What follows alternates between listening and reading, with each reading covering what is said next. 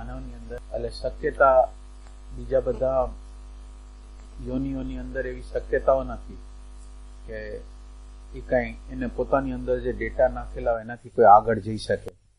એટલે એ ડેટાથી નીચે નથી જતા અને ડેટાથી ઉપર નથી જતા. ત્યારે માનવ એવું તત્વ છે કે એ નીચે પણ જઈ શકે છે અને ઉપર પણ જઈ શકે છે, એક વસ્તુ. અને બીજી વસ્તુ એ છે કે માનવ છે એ આટલી એક યોનિમાંથી જે પસાર થઈને જે સંસ્કારો લઈને આવ્યો છે, જુદા જુદા પ્રકારના સંસ્કારો, જુદી જુદી યોનિઓના સંસ્કારો, જડતાના સંસ્કારો જે લઈને પોતે જે આવ્યો છે, એટલે એ અવ્યવસ્થા જ છે. એટલે માનવ દેહ જે મળ્યો છે એની અંદર આખી પશુતાની આખી ચેનલ છે એ જોડાયેલી છે. એટલે પશુતાની અવ્યવસ્થાની જે ચેનલ જોડાયેલી છે એટલા માટે જ આપણને ઈચ્છા થાય છે મુક્તિ માટેની, પ્રેમ માટેની, શાંતિ માટેની. તો આપણને જે ઝંખના થાય છે આ ડિસઓર્ડર છે, અવ્યવસ્થા છે, અરાજકતા છે, એના સંદર્ભમાં મુક્તિની ઈચ્છા થાય, એના સંદર્ભમાં આનંદની ઈચ્છા થાય, એના સંદર્ભમાં પ્રેમની ઈચ્છા થાય. એટલે આ જે અરાજકતા છે એ કુદરતે આપેલી અરાજકતા છે, પણ અરાજકતામાં કુદરતે એવી શક્યતા આપી કે આ અરાજકતામાંથી તમે બહાર નીકળી શકશો. એટલે આ જે અંદરની જે અવ્યવસ્થા છે એ અવ્યવસ્થામાંથી બહાર નીકળવા માટે અને આ બધી યોનિઓમાં પસાર થયા પછી પરમાત્માને, દિવ્ય તત્વને પામી શકી એના માટે આ બધી અવ્યવસ્થા ન હોય, મને અંદર પ્રોબ્લેમ ન હોય, મને અંદર કોઈ સંઘર્ષ ન હોય, અંદર તણાવ ન હોય, ભય ન હોય, તો હું એમાંથી બહાર કેવી રીતે નીકળું? એટલે અવ્યવસ્થા માનવ જાતની અંદર હોવી અનિવાર્ય છે. અને આ અવ્યવસ્થામાંથી બહાર નીકળી જવા માટે કુદરતે આપણને શક્યતાઓ આપી છે, આપણી અંદર પોટેન્શિયાલિટી આપેલી છે, એટલે આપણે એમાંથી બહાર નીકળી શકીએ. હવે બીજી વસ્તુ એ છે કે કુદરતની ઇન્ટેલિજન્સ જે કહેવાય, પ્રજ્ઞા કહેવાય અને માનવ કહેવાય.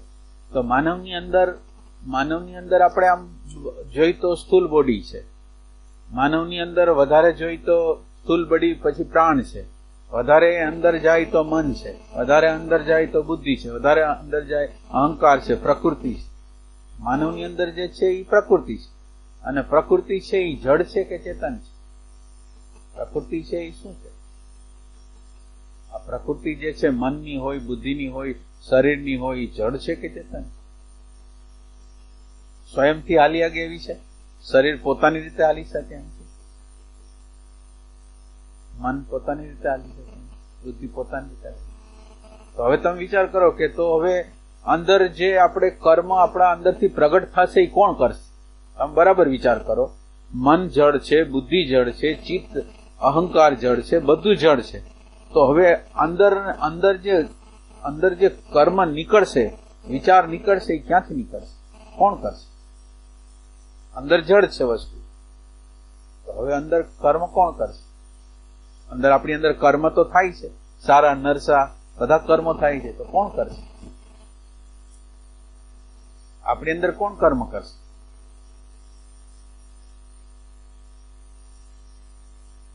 આપણી અંદર કર્મ તો થાય જ છે કે નથી થતા? જ્યારે જે સમયે જેનો ઉદય થયો હોય, જે કર્મનો ઉદય થયો હોય, એ પ્રમાણેની વિચારણા થાય, એ પ્રમાણેના સંજોગો થાય, એ પ્રમાણેનું વાતાવરણ થાય, એ પ્રમાણેનો યોગ થાય, એ પ્રમાણેનો વિયોગ થાય, તો એ તો છે જ આપણી અંદર. તો હવે આ બધી વસ્તુ કેવી રીતે હાલે છે? અંદર તો બધું જળ માળખું છે, ચેતનનો સ્પર્શ થયેલો છે, પણ અંદર કોણ કામ કરશે કે તું અત્યારે આ પરિસ્થિતિમાં મુકા, આ વિચાર કર, વિચાર દ્વારા આ પરિસ્થિતિનું નિર્માણ કરી? કોણ છે? તો એ કે અંદરની જે વૈશ્વિક ઇન્ટેલિજન્સ છે, પ્રજ્ઞા છે, આ બધાની અંદર મણકા રૂપે બધાની અંદર વૈશ્વિક ઇન્ટેલિજન્સ પસાર થાય છે. આની અંદર માનવ છે એ તરે છે વૈશ્વિક ઇન્ટેલિજન્સની અંદર. આ બધા જીવો એ વૈશ્વિક ઇન્ટેલિજન્સની અંદર તરે છે, અને તરે છે એમાંથી જે તરંગો કર્મ અનુસાર જે આપણા અંદર તરંગો હોય, એ તરંગો પ્રમાણે વિચારો, ઈચ્છાઓ અને ક્રિયાઓ આપણી અંદર થાય. એટલે આપણું અંદરનું જે અત્યારનું શરીર, સ્થૂલ શરીર હોય, સૂક્ષ્મ શરીર હોય, મન, બુદ્ધિ, ચિત્ત, અહંકાર હોય, જડ છે, જે હલાવે છે વૈશ્વિક ઇન્ટેલિજન્સ હલાવે છે. એટલે આ વૈશ્વિક ઇન્ટેલિજન્સ હલાવે કરી, પણ હલાવે સ્વતંત્ર રીતે નહીં. તો કે કેવી રીતે? તો કે મારા કર્મના જે તાણાવણા મેં બનાવેલા હોય, એ કર્મના તાણાવણા મુજબ મને એ પુષાપ કરે, એ સ્વતંત્ર ઇન્ટેલિજન્સ એવું નથી કે કોઈને સુખ આપવા માંગે છે, કોઈને દુઃખ આપવા માંગે છે, એવું નથી. પણ આપણા કર્મ જે પ્રકારે આપણે વણેલા હોય ને એ પ્રમાણેનું આપણને ફળ પરિણામ મળે છે. એટલે એક વૈશ્વિક ઇન્ટેલિજન્સ છે એ આપણને આ કર્મ કરાવે છે અને ભોગવાવે છે. હવે એની અંદર એક સ્વતંત્રતા માનવ જાતની એટલી જ છે. આમાં કર્મની ઓમ સ્વતંત્રતા, કોઈ કર્મની, કોઈ વિચારની કોઈ સ્વતંત્રતા નથી. પણ એક જ સ્વતંત્રતા એક છે કે આ જે પરિસ્થિતિઓ ખરાબ અથવા સારી પરિસ્થિતિઓ આવે અને એને ટચ ન કરે, ઈગો વધારે ન વધે અથવા ઈગો ડાઉન ન થઈ જાય, ઇન્ફિરિયરિટી અથવા સુપિરિયરિટી કોમ્પ્લેક્સ ન આવે, એના માટેનું કોઈ જ્ઞાન આપણી અંદર પ્રગટ થઈ શકે. એટલે માનવની અંદર જે શક્યતા છે એટલી જ શક્યતા છે કે પોતાની અંદર જે કર્મનું પરિણામ, માનો કે આવ્યું ખરાબ, કર્મનું પરિણામ ખરાબ આવ્યું, હવે ખરાબ પરિણામ આવ્યું છે પણ એને એવી રીતે ધારણ કરે છે, એવા જ્ઞાનથી ધારણ કરે છે, એવા જ્ઞાનથી જોવે છે કે જે જ્ઞાનમાં આ મેં કર્યું છે, મારામાં આવ્યું છે, મારું છે, મને દુઃખ છે, મને સુખ છે, એવું નહીં, પણ મારાથી દૂર છે, હું નથી, મારું નથી, એવું અંદરનું જે જ્ઞાન છે એના દ્વારા એનો ઉપયોગ કરવાનો. એટલે હવે અંદરની જે અવ્યવસ્થા છે એ અવ્યવસ્થાને આ જે અંદરનું જે જ્ઞાન છે ને એ ધીરે ધીરે ધીરે હરખું કરતું જશે. એટલે આપણે પ્રગટ કરવાનું છે એ અંતરનું જ્ઞાન, જેને આપણે પ્રેઝન્ટ મોમેન્ટ, જેને આપણે દ્રષ્ટા, જેને આપણે કહી છીએ, એ દ્રષ્ટાને આપણે પ્રગટ કરવાનો છે કે જેથી આ દ્રષ્ટાનો પ્રકાશ એવો થશે કે અંધારું છે એ હટતું જશે. આ અત્યારે વર્તમાનનો પ્રકાશ નથી, દ્રષ્ટાનો પ્રકાશ નથી, એટલે શું થાય, અંધારું છે ને એ જામેલું છે. અને આપણા દ્વારા જે વિચાર થઈ જાય છે, જે ક્રિયા થઈ જાય છે, જે ઈચ્છા થઈ જાય છે એ રોંગ થઈ જાય, વ્યવહાર થઈ જાય. કોઈ પત્ની હારે, પતિ હારે, બાળકો હારે, મા બાપ સાથે, સ્વયં સાથે જે વ્યવહારો થઈ જાય છે અંધારું છે એટલે બરાબર થતા નથી. અને હવે જો અંદર પ્રકાશ પ્રગટ થાય, અંદર પ્રકાશ પ્રગટ થાય, તો પછી આ પ્રકાશ છે એની ગાઈડલાઇન્સ, એ પ્રેરણા છે, એ પ્રકાશ એને હંમેશા સત્ય તરફ લઈ જાય. એ પ્રકાશ એને એમ કહેવાય, એ એટલું એને ગાઈડલાઈન આપે કે આ સત્ય કહેવાય, આ અસત્ય કહેવાય, આ લેવા જેવું છે, આ કરવા દ્વારા તારી અશાંતિ વધશે અને આ કરવા દ્વારા તારી અંદર શાંતિ પ્રગટ થશે. તો આ અવ્યવસ્થા છે, અને અવ્યવસ્થા છે એટલે મુક્તિ છે, એટલે પ્રેમ છે, એટલે આનંદ પ્રગટ થવાની શક્યતા છે. એટલે આ અવ્યવસ્થામાં, આ અરાજકતામાં આપણે કામ કરવાનું છે. એટલે અત્યારે જે આપણી માનવની હાલત છે એ સંપૂર્ણ બેહોશ છે. એટલે વિચારો ગમે ત્યારે, ગમે તે સમયે, ગમે તે વિચારો આપણી અંદર પ્રગટ થાય છે, આપણો કબજો લે છે અને આપણને એ પ્રકારનું કર્મ કરાવી દે છે. અત્યારની જે પરિસ્થિતિ છે એ અરાજકતાની, ખાલીપાની, અજ્ઞાનની, તમસની. અને એ જે તમસની અવસ્થા છે એમાંથી આપણે આપણી અંદર પ્રકાશ પ્રગટ કરી અને આપણે એની પાર જઈ શકીએ. એટલે માણસ છે એ પોતાની અંદર એવું જ્ઞાન પ્રગટ કરી શકે કે જે જ્ઞાન પોતાની અંદર શાંતિ પ્રગટાવે, આનંદ પ્રગટાવે, પ્રેમ પ્રગટાવે, એવું જ્ઞાન.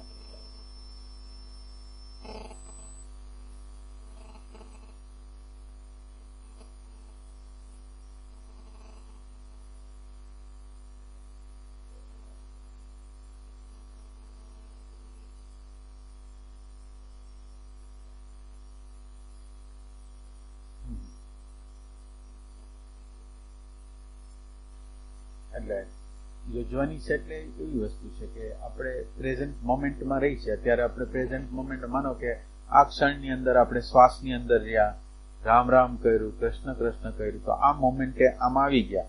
એટલે ભૂતમાં નથી, ભવિષ્યમાં નથી, કલ્પનામાં નથી, દિવા સપનામાં નથી, નેગેટિવિટીમાં નથી, કાંઈમાં નથી, દુઃખમાં નથી, ભયમાં નથી. એટલે આ એનર્જી છે એ સેવ થાય. પ્રેઝન્ટ મોમેન્ટ છે એ એનર્જીને સેવ કરે. હવે આ સેવ કરેલી એનર્જી છે એનો યુઝ, માનો કે હું આ ધ્યાન, આ એકાગ્રતાનો અભ્યાસ કરું છું, આ સુરતાનો અભ્યાસ કરું છું, તો આ સુરતાનો અભ્યાસ શેના માટે કરું છું?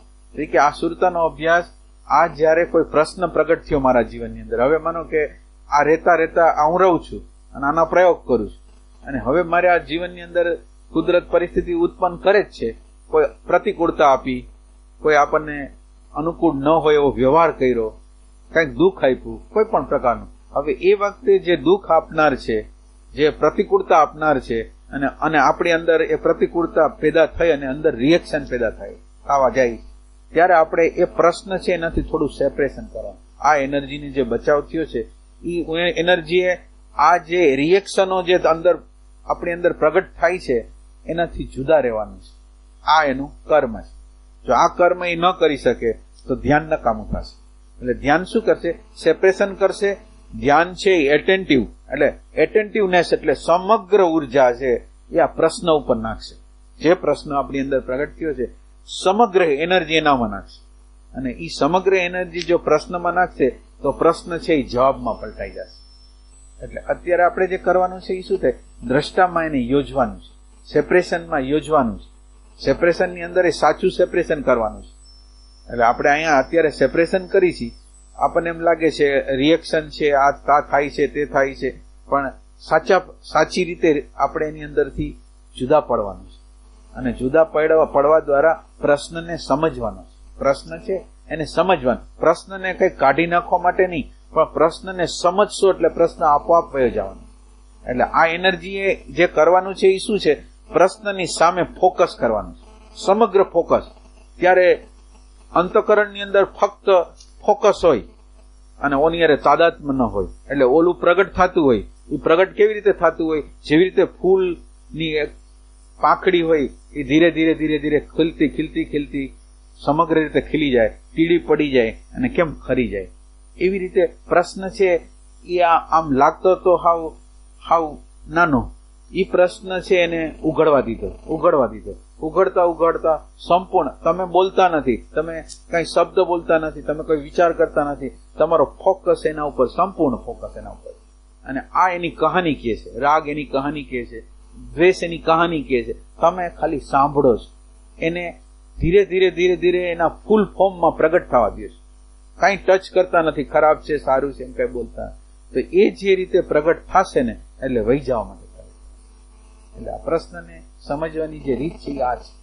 પ્રશ્ન પ્રત્યેનો પ્રેજ્યુડાઇસ ન હોવો જોઈએ. માનો કે મને અત્યારે દ્વેષ થયો છે, ઘૃણા થઈ છે, હિંસાનો ભાવ આવ્યો છે, ગમે તે થયું છે, એના પ્રત્યે હિંસા પ્રત્યે અણગમો ન હોવો જોઈએ. મારે હિંસાને સમજવી છે, રાગને સમજવો છે, ભયને સમજવો છે. એવી ભાવના આપણી અંદર હશે, એવો પ્રેમ આપણી અંદર હશે તો આપણે એને જોઈ શકશું. એની અંદર બે વસ્તુ છે કે પ્રશ્ન છે એને આપણે તાત્કાલિક ઉપાય નહીં કરી શકીએ. એક વસ્તુ, ઘણી વાર શું થાય, આપણી અગર એનર્જી ઓછી પડે ત્યારે આપણે મોટી શક્તિની સહાય લેવાની. ત્યારે માનો કે આ પ્રશ્ન છે ને આપણે પતાવી નથી શકતા અત્યારે, તો મોટી શક્તિ છે એનું શરણું લેવાનું. કારણ કે આપણે પહોંચી નથી શકતા એનો અર્થ એમ છે આપણે આત્મા નથી, આપણે જીવાત્મા છે. તો જીવાત્મા હોય એને જે અંદરનો જે આત્મા હોય એની શરણાગતિ લેવી જોઈએ. એનો અંદરનો પરમાત્મા છે એની શરણાગતિ લેવી જોઈએ. એટલે તમારે અંદર જોયા રાખવાનું, તમે અત્યારે જીવાત્મા છો કે અત્યારે કુટસ્થ આત્મા છો. તમારે અંદર જોવાનું. જો અત્યારે જીવાત્મા હો તો કુટસ્થની શરણાગતિ કરો. કુટસ્થ હો તો તમારે કંઈ કરવાનું નથી. દ્રષ્ટા હો તો તમારે કંઈ કરવાનું નથી. તો એ સેન્સથી આને લેવાનું છે એવી રીતે કે આ કામ તાત્કાલિક રીતે, કોઈ કામો તાત્કાલિક રીતે થશે નહીં. એનર્જી સમગ્ર રીતે દ્રષ્ટા રૂપે જ્યાં લગીન બરાબર આપણી અંદર દ્રષ્ટા પણ પ્રગટ નહીં થાય ત્યાં લગીન જશે નહીં. તો વચ્ચે આ જે છે એની શરણાગતિમાં જાય, એની પ્રાર્થનામાં જાય, એ રીતે કામ કરવાનું.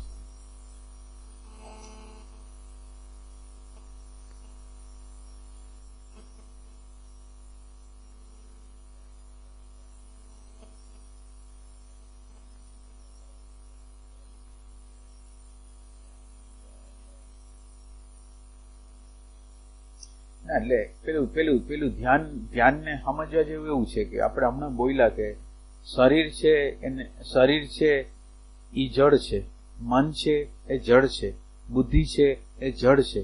જે અંદરનું આખું તંત્ર, આખું જે પ્રકૃતિનું જેટલું તંત્ર છે સંપૂર્ણ જડ છે. એનો અર્થ એમ છે ને ભાન નથી. તો ધ્યાનનો અર્થ એટલો જ છે કે તમને ભાન પ્રગટ થાય ને એ ધ્યાન છે. હવે ભાનની અંદર, હવે તમારી અંદર ભાન છે એ જ પરમાત્મા છે અને આ જે આખી પ્રકૃતિ છે એ જળ છે. હવે તમે ભાનમાં આવ્યા એટલે તમે ધ્યાનમાં આવ્યા. હવે ભાનમાં આવ્યા તો શું થયું? તમારી અંદર રાગ દેખાણો તો એ ધ્યાન છે. પછી રાગે એનું ફૂલ ફોર્મ પકડ્યું એ ધ્યાન છે. તમે એમ ન સમજો કે શાંતિ ધ્યાન છે, આનંદ ધ્યાન છે. હું તો એમ કહું છું કે તમારી અંદર જે તાપ પ્રગટ થાય ને એના જેવું શ્રેષ્ઠ ધ્યાન એ કોઈ નહીં. તમારી અંદર વિચારોનો વમળ જાગે ને એના જેવું શ્રેષ્ઠ ધ્યાન એ કોઈ નહીં.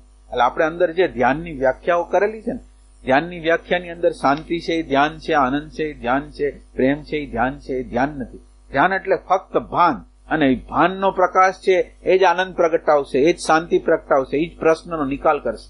એટલે તમે ભાનમાં હો, અત્યારે માનો કે વિચાર અંતઃકરણની અવસ્થા હાવ બગડી ગયેલી છે, તો બગડી ગયેલી, આ ધ્યાન છે.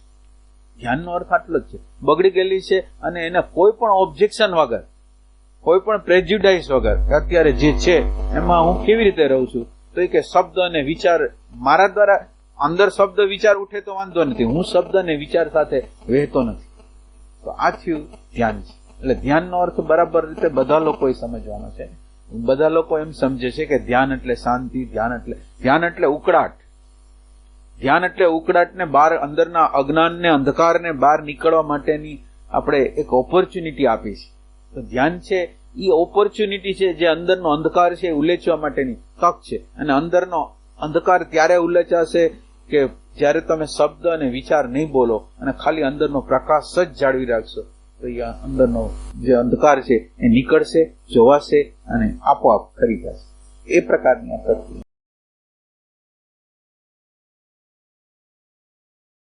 એ ધ્યાન લાગી જવું એટલે બધા લોકો એમ માને છે કે આ ધ્યાન લાગી જવું એટલે કોઈ અંદર શાંતિના ક્ષેત્રમાં વહી જવું, આનંદના ક્ષેત્રમાં વહી જવું, એટલે એને ધ્યાન, અથવા થોડી વાર માટે બહારનું વાતાવરણની ખબર ન પડે, આનંદ આવી જાય, આમ એકાકાર થઈ જાય, એ બધા એમ લાગે કે ધ્યાન લાગ્યું. પણ આવા ધ્યાન છે ને એ આપણા અંદરના અંધકારને કાઢતા નથી, એનો હેલ્પ કરી શકે. આ અવસ્થાઓ, માનો કે તમે નિર્વિચાર અવસ્થા થયા, તન્મય થઈ ગયા, એકાકાર થઈ ગયા, તો હવે આ ઉર્જા છે એ દ્રષ્ટામાં કામ આવશે. પણ એ જે ધ્યાન લાગ્યું ને એ ધ્યાન તમે નહીં માનો, પણ સમાધિવાળા, હારી સમાધિવાળા હોય ને એને આ પ્રકૃતિ ઉડાડીને ઉખેડીને, એટલી તાકાત પ્રકૃતિની છે. તો એ પ્રકૃતિની જે તાકાત છે ને, એટલે એ વસ્તુને આપણે લેતા નથી. આપણે તો અંદરની અન્ડરસ્ટેન્ડિંગ છે, અંદરનો પ્રકાશ છે, અંદરની પ્રજ્ઞા જોતા કેવું આવડે તમને, અંદર જે પ્રગટ થાય છે અને તમે જોવો છો કેવી રીતે, એમાં એટલે ધ્યાન લાગ્યું એનો અર્થ એમ છે તટસ્થતા આપણી અંદર પ્રગટ થઈ. જે વસ્તુ પ્રગટ થાય છે એને પૂર્વગ્રહ વગર, માન્યતા વગર, ધારણા વગર એને જોવાની ક્ષમતા આવી ગઈ છે. તો આ સાચું ધ્યાન. એ વખતે અંતઃકરણની સ્થિતિ ગમે એટલી ખરાબ હોય અને તમે એ ગમે એવી ખરાબ સ્થિતિ હોય ને, તમે એની સાથે નથી એટલે ધ્યાનમાં છે. અને આનંદ આવતો હોય, શાંતિ આવતી હોય ને તમે એકાકાર હો એટલે તમે ધ્યાનમાં નથી, તમે એની અંદર ચોટી ગયા છો, તો એ ધ્યાન નથી. એટલે બધા લોકોને એવું લાગે છે આ ધ્યાન છે, ધ્યાન જ નથી. એ સુવાની પ્રક્રિયા છે, સુવરાવાની પ્રક્રિયા છે કે શાંતિ મળી ગઈ, આનંદ મળી ગયો. અને આ શાંતિ ને આનંદ ટકશે કેટલી વાર, કે થોડી વાર માટે ટકશે, પછી જતો રહેશે.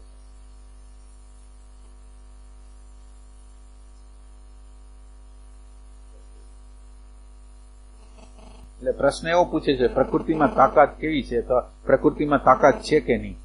તો હવે આપણે એમ સમજી કે પ્રકૃતિમાં તાકાત આવે છે ક્યાંથી. માનો કે મને અત્યારે ક્રોધમાં, લોભમાં, કામમાં, ભયમાં જે મને થાય છે એની સાથે તાદાત્મ્ય થઈને જે ઉર્જા મળે છે એ મળે છે કેવી રીતે, કે આપણે એને એનર્જી આપી છે. એટલે પ્રકૃતિમાં તાકાત છે એટલા માટે તાકાત છે એવું લાગે છે કે આપણે પ્રકૃતિ રૂપ થઈ ગયા છે, આપણે ડેટા થઈ ગયા છે, આપણે રોબોટ થઈ ગયા છે. એટલે અંદરનો વિચાર, અંદરની વૃત્તિ, અંદરનો ભાવ આપણને જેવા પ્રકારે ધક્કો મારે એવી રીતે આપણે વયા જઈએ. તો હવે તાકાત આવી ક્યાંથી, તો એ કે ઓલા ડેટા છે, એ ડેટાની સાથે આપણે તાદાત્મ્ય કરી છીએ. આપણી કોઈ સ્વતંત્ર આઈડેન્ટિટી નથી, આપણું કોઈ હોવું નથી, અંદર કોઈ માલિક નથી. અંદર માલિક વગરનું આ ઘર છે, અને આ માલિક વગરના ઘરમાં જે ઘરમાં આવે એ કબજો લઈ લે. ક્રોધ આવ્યો, ક્રોધે કબજો લીધો, લોભ આવ્યો, લોભે કબજો લીધો, ઘૃણા આવી, ઘૃણાએ કબજો લીધો. અંદર કોઈ માલિક નથી. એટલે આ તાકાત છે આપણે જ આપી છે. એનર્જી આપણે અજ્ઞાનમાં છીએ એટલે એનર્જી એને આપી છે, રાગને, દ્વેષને, લોભને, ઘૃણાને. એટલે અત્યારે જે આપણે એનર્જી આપી છે એના દ્વારા પ્રકૃતિ જોરદાર થાય. પ્રકૃતિ મરેલી છે, જીવંત નથી, સ્વયંથી હાલે એવી નથી, પણ આપણે એને હલાવી છીએ આપણા તાદાત્મ્ય દ્વારા, આપણા મૂલ્યાંકન દ્વારા એને આપણે હલાવી. તો હવે આ પ્રકૃતિથી જુદા પડી એટલે એને ઉર્જા ન આપી. આપણું આધ્યાત્મિક જે ધ્યાન છે કે ભજન છે કે એ શું છે, તો કે જે સામે પ્રગટ થાય છે એને ઉર્જા ન આપી. જે સામે પ્રગટ થાય છે એને ઉર્જા ન આપવી, જોતા રહેવું પણ ઉર્જા નહીં આપવી. તો આ પ્રકૃતિની તાકાત છે ઓછી થતી ગઈ. એટલે પ્રકૃતિની શક્તિ છે આપણે આપેલી છે. આપણે તમને ખ્યાલ હશે કે આપણે 1000 રૂપિયાની નોટ બહાર પાડેલી પછી ક્યાંક ખેંચી લીધેલી વચ્ચેની કાળમાં, તો 1000ની નોટ જેની આગળ પડી રહી કાગળ જેવું થઈ ગયું. તો હવે એમાં થયું શું? 1000 રૂપિયાની નોટ હતી ને સરકાર એના ઉપર સ્ટેમ્પ મારતો હતો ને આમ પ્રવાહિત થતી હતી અને સરકારે મૂલ્યાંકન ખેંચી લીધું. તો આપણે આ પ્રકૃતિનું જે મૂલ્યાંકન છે ને એની સરકાર આપણે છે અને આપણે આ સરકાર છીએ અને આપણે એને મૂલ્ય આપીને એને આમ હલાવી છે. હવે આપણે માનો કે આજ મૂલ્યાંકન પાછું ખેંચી લીધું તો એ કેવી રીતે હાલશે? જેમ સરકારે નોટ પાછી ખેંચી લીધી હતી અને કાગળ થઈ ગયા હતા એમ આ મૃતપાય થઈ ગયું. એટલે અત્યારે આપણે વેલ્યુએશન આપી છે એના દ્વારા એને બળ મળે છે. આપણે જેને બળ આપી છે, આપણે જેને ઉર્જા આપી છે અને એ જ આપણી કસોટી છે. પ્રકૃતિ એટલે તમને પ્રકૃતિ પ્રત્યે પ્રેમ છે કે તમને અંદરના આત્મા, પ્રજ્ઞા, શાંતિ, પ્રેમ પ્રત્યે પ્રેમ છે? કોના પ્રત્યે પ્રેમ છે એની કસોટી છે કે તમે ક્યાં ઉભા રહેશો. પ્રકૃતિના તાદાત્મ્યમાં ઉભા રહેશો કે જે પ્રેમ છે, જે પ્રજ્ઞા છે, જે દ્રષ્ટા છે, જે હોવાપણું છે એમાં ઉભા રહેશો. તો ઓની શક્તિને નહીં રહે. અને ઓની શક્તિ છે એનો અર્થ એમ છે આપણી અંદર મૂલ્યાંકન છે, એટલા માટે આપણને ખેંચી જાય છે. અને ખેંચી ન જાય, હવે આ પ્રકૃતિ છે આપણને ખેંચી ન જાય એના માટે શું કરવું? આ પ્રકૃતિ છે એ ખેંચી જાય છે તો આપણે શું કરવું? પ્રકૃતિ આપણને ખેંચી જાય છે, આપણે શું કરશું? સતત રીતે ખેંચી જાય છે, શું કરીએ? ઉપાય શું કરશું? ઉપાય શું કરશે? ઉર્જા ન આપી તો આપણે શબ્દ વાપરો, પણ ઉર્જા એને મળશે કેવી રીતે? એને પાણી મળશે કેવી રીતે? નહીં, ખોરાક કેવી રીતે નહીં મળે? તો કે ખોરાક તો નહીં મળે કે પેલો સંકલ્પ તમારો એવો છે, કે આ અણુ પરમાણુ સાથે મારી સંમતિ, ક્રોધ હોય, લોભ હોય, ઘૃણા હોય, આ અણુ પરમાણુ સાથે મારે સંમતિ નથી, મને એની શરમ છે અને મારે આની પાર જવું છે, મારે આનું સાચું દર્શન કરવું છે. એવી અંદરનો તીવ્રતમ જ્યારે એ અણુ પરમાણુ થાય ત્યારે ખાલી એટલું કે હું આની અને સંમત નથી. બસ આ સોલિડ અંદરનો આ જે સૂર છે ને એ સોલિડ અને સાચી રીતે, ખોટી રીતે નહીં, કરવા ખાતર નહીં, પણ એમ કે અંદરથી મને પ્રેમ હોય. તો એક અણુ પરમાણુની આ સંમતિ નહીં હોય, એ એક પોઈન્ટ આપણી આગળ છે કે આની હારે તાદાત્મ્ય નથી કરવું, આની હારે મારે જોડાવું જ નથી, આ મારે અશાંતિ કરી નાખે, મને અજંપો આપે છે, અવ્યવસ્થા કરી નાખે, મારે આને જોડાવું નથી. આ અંદરનો સંકલ્પ. એક બીજું કે આ પ્રકૃતિની પારનું જે તત્વ છે એની સાથેનું થોડું અનુસંધાન, આ જે હોવાપણું છે, આ જે પ્રેઝન્ટ મોમેન્ટ છે, આ જે દ્રષ્ટાપણું છે એની સાથે અનુસંધાન કરવાની નેટ પ્રેક્ટિસ, સવાર, બપોર, સાંજ જ્યારે આપણને સમય મળે ત્યારે એની નેટ પ્રેક્ટિસ કરતા હોય તો પ્રકૃતિની પારનું થોડુંક પણ આપણને ઝલક મળે, થોડુંક પણ આપણને અનુભૂતિ થાય તો આ બે વચ્ચેનો આપણને ડિફરન્સ સમજાશે કે આ પ્રકૃતિમાં આપણે હોય ત્યારે કેવું હોય છે અને પ્રકૃતિની પાર હોય ત્યારે આપણી અંદર શું હોય છે. એટલે આ જે વસ્તુ છે ને, અને આ વસ્તુ છે એમાં જાગૃતિ કામ નહીં આપે. પછી આ વાત યાદ રાખજો, એટલે કહેવાતી જે જાગૃતિ કહેવાય એ કામ નહીં આપે, પણ પ્રાર્થના કામ આપશે. કટોકટી જયારે આવશે ત્યારે પ્રાર્થના એક જાગૃતિ જ છે. પ્રાર્થના જાગૃતિ નથી, પણ આપણે જે સંદર્ભમાં સમજી છીએ જાગૃતિ કામ નહીં આપે. આપણા અણુ પરમાણુ જયારે આપણા ઉપર હાવી થઈ ગયા હશે અને આપણી આગળ બીજો કોઈ સહારો નહીં હોય તો આપણી આગળ પ્રાર્થના છે કે આપણને ઉપયોગમાં આવશે. અને પ્રાર્થના વાળો છે ને એ બચી જાય. ગરમી છે, આપણે એસી ચાલુ કરી, હવે એસી નબળું હોય તો ગરમી લાગવાની. તો કહેવાનું જે સંદર્ભ એ છે કે બહારની પરિસ્થિતિ જે આવે છે ને એ અંદરનો ટેસ્ટ કરવા માટે આવે.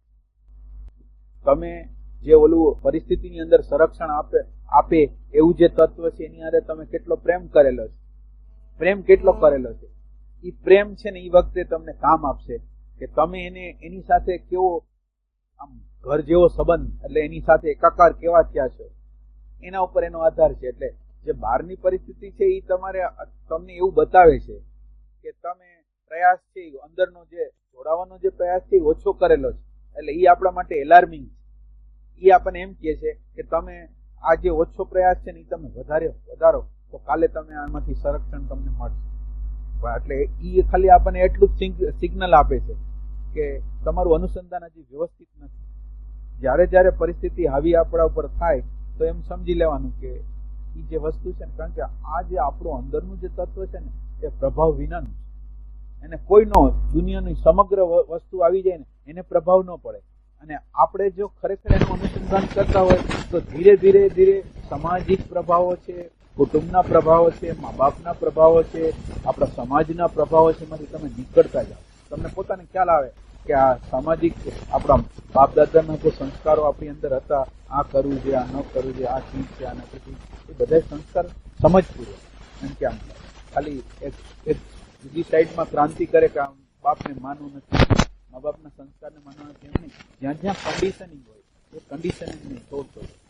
એટલે આ તત્વની સાથે આપણે અનુસંધાન નથી કરેલું એ ખાલી બતાવે કે તમે હવે બહારથી ઘેરાઈ શું કામ નહીં કે ઓલું જે મૂલ્યાંકન ઓલું જે વધુ છે ને ઓછું એને વધારે આમ છે. બીજી વાત એટલી જ છે કે તમારે ગમે પ્રભાવમાંથી બહારનો પ્રભાવ હોય કે અંદરનો પ્રભાવ હોય કાઢવા માટે તમારી અંદર જે પ્રકૃતિની બહારનું જે તત્વ, શાંતિનું, આનંદનું, પ્રેમનું, પ્રજ્ઞાનું જે તત્વ છે એની સાથે અનુસંધાન સાચી રીતે કરવાનું. એમ કે અનુસંધાન કરી આમ બેહી ગયા, આંખ વીતી ગયા, તમે બરાબર વ્યવસ્થિત રીતે જોશો તો તમને ખ્યાલ આવશે કે ધ્યાનમાં કંટાળો આવે. થોડી વાર તમને સારું લાગશે, પછી કંટાળાનો ભાગ છે. તો એનો અર્થ એમ છે કે આપણી જે દિશા છે ને ખોટી. આપણને ધ્યાન છે એ કેમ આપણે કોઈ પ્રેમીને મળવા જતા હોય, આપણા પ્રેમાસ્પદ વ્યક્તિ હોય એને મળવા જતા હોય, એવું ધ્યાન એવી વસ્તુ છે કે આપણે એને મળવા જઈએ છીએ ને એવો ઉમંગ હોય તો આપણું ધ્યાન તમે ખરેખર તપાસજો કે આપણું ધ્યાન એવું છે ત્રાસવાળું. ત્રાસવાળું ધ્યાન હોય તો અનુસંધાન ત્રાસવાળું જોઈએ, અનુસંધાન સાચી તો ન હોય. એટલે કહેવાનું એ છે કે સાચું અનુસંધાન કરતા શીખવાનું.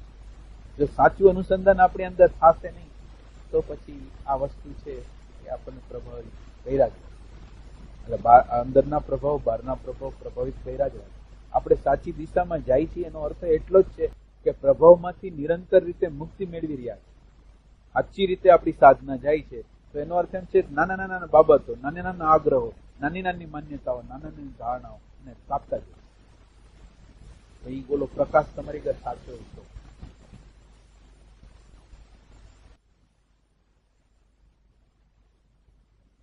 એટલે પ્રાણનો પ્રભાવ એટલે તમે પ્રાણમાં શું કહેવા માંગો છો? પ્રાણ શબ્દ દ્વારા તમે શું કહેવા માંગો છો? પ્રાણ એટલે આપણને ધ્યાનમાં જે કઈ અનુભવ કરતા હોય.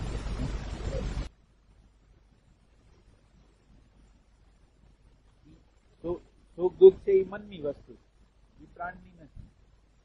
પ્રાણની વસ્તુ નથી.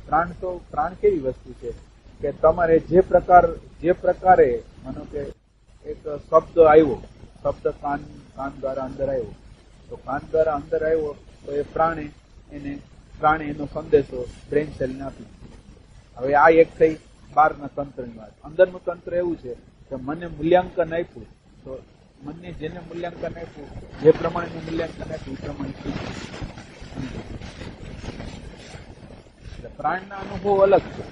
પ્રાણના અનુભવો આમ શરીર મોટું થતું હોય, શરીર સંકોચાતું હોય, નાનું થતું હોય, એવા જુદા જુદા પ્રકારના જે અનુભવો છે એ પ્રાણના છે.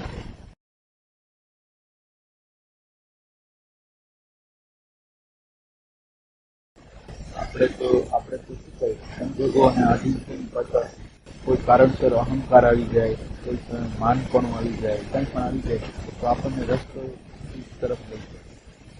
એવું જ છે. જો આપણે બીજે સત્સંગમાં ન આવતા હોય તો આપણી દશા ડાઉન કંટ્રોલ રહીએ, એનો ભય રહીએ. આપણે આ સંસ્થાને જાતિ નથી બતાવું લેસન ન કર્યું તો કેવું શૂન્ય એટલે ના શૂન્ય અને પ્રાણ બે એટલે શૂન્ય પ્રકાશ ને તો સમજી ગયો છે, પણ શૂન્ય શબ્દ તમે કેવી રીતે વાપરો છો? શૂન્ય બોલો છો ત્યારે એનો અર્થ છે આ તો હાલો એને વર્ણવતા નથી, પણ શૂન્ય અને પ્રકાશ બે પ્રકૃતિની વસ્તુ છે. શૂન્યતા પ્લસ ભાન, શૂન્યતા પ્લસ ભાન છે ને પ્રકાશ છે એને તો કોક જોવે. શૂન્યતા છે એ શૂન્યતા, ખાલી શૂન્યતા છે એ સુસુપ્તિમય છે. ખાલી શૂન્યતા છે એ સાધકો જયારે તન્મય થઈ જાય છે ત્યારે એમાં એકાકાર થઈ જાય છે ત્યારે શૂન્યતા હોય. પણ શૂન્યતા પ્લસ ભાન, શૂન્ય છે અને પ્લસ ભાન છે, એ તત્વ છે ને એ સાથે. બાકી શૂન્ય છે એ પ્રકૃતિની વસ્તુ છે અને પ્રકાશ છે એ પ્રકૃતિ. પ્રકાશ ગમે એવો પ્રકાશ, ઝળહળતો પ્રકાશ, આખા વિશ્વને આંજી નાખે એવો પ્રકાશ, પણ એ પ્રકૃતિ.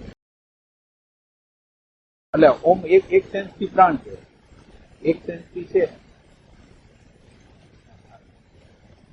ત્યારે સેપરેટ નથી રહેતું. આમ જનરલ તમે જયારે એ ભાવ આવે ને ત્યારે એની અંદર સેપરેશન કે જુદાઈ હોતી નથી. તમે બરાબર જોશો, ઘણા લોકો સન્નાટો થઈ ગયો ને શૂન્યતા થઈ ગઈ ને બધા શબ્દો વાપરે. એ બધી વાત છે આમ લો થતા. આપણો પ્રશ્ન તો એવો છે કે શૂન્યતા થઈ ગયો, સન્નાટો થઈ ગયો, પ્રકાશ થઈ ગયો, માનો કે પ્રકાશ થઈ ગયો, સમાધિ લાગી ગઈ, અંદરનો રાગ દ્વેષ અજ્ઞાન ગયું કે ના, હવે આ કઈ કામ છે.